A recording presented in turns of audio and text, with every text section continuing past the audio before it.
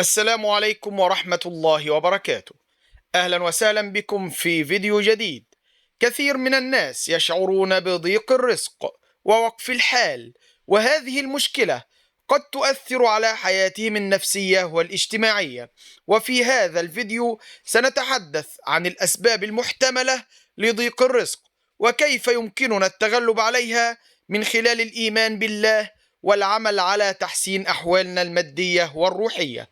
ولكن في البداية دعونا نترك تعليق بالصلاة والسلام على رسول الله صلى الله عليه وسلم، فإنه من صلى عليه صلاة صلى الله عليه بها 10. كما نتمنى منكم الاشتراك بقناة علمني رسول الله صلى الله عليه وسلم.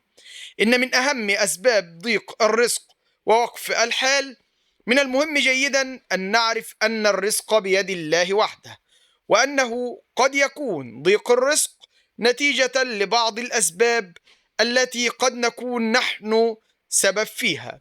فقد تكون هناك ذنوب تمنع الرزق، مثل الظلم أو أكل المال الحرام، وكذلك قد يكون هناك نقص في العمل أو الاجتهاد في الحياة.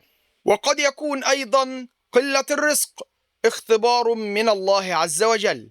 إن الحل السحري والعملي لضيق الرزق هو الاستغفار، فالاستغفار هو أحد أهم المفاتيح لفتح أبواب الرزق.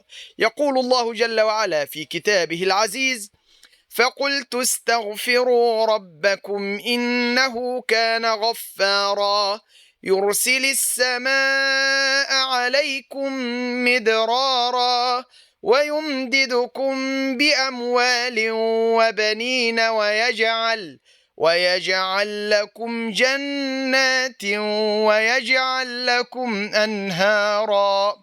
صدق الله العظيم. لذلك علينا أن نكثر من الاستغفار ونتوب إلى الله جل وعلا بصدق.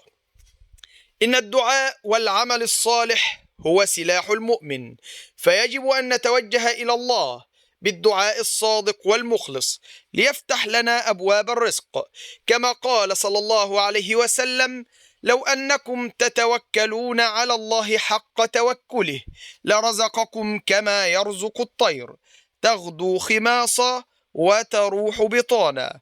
مع الدعاء يجب أن نحرص على العمل الصالح والابتعاد عن المحرمات. أيضا من أكثر ما يجلب الرزق هي الصدقة، فالصدقة هي من أفضل الوسائل لزيادة الرزق، لقول النبي صلى الله عليه وسلم: ما نقص مال من صدقة. فالإنفاق في سبيل الله يزيد البركة في المال ويفتح أبواب الرزق. أيضا التوكل على الله مع الأخذ بالأسباب فهو المفتاح الأخير. يجب أن نسعى ونعمل بكل جهدنا، ولكن في النهاية نترك الأمر بيد الله ونتوكل عليه. لا نفقد الأمل في الله عز وجل، لأن أمره بين الكاف والنون، يقول للشيء كن فيكون. وفي الختام تذكروا أن الله هو الرزاق، وأنه لا يضيع أجر العاملين. أكثروا من الاستغفار والدعاء والصدقة، واعملوا بجد وإخلاص. وإذا شعرتم بالضيق تذكروا أن الله قريب يجيب دعوة الداعي إذا دعاه. لا تنسونا من صالح دعائكم ومشاركة هذا المقطع، فإن الدال على الخير كفاعله. جزاكم الله خيرا، والسلام عليكم ورحمة الله وبركاته.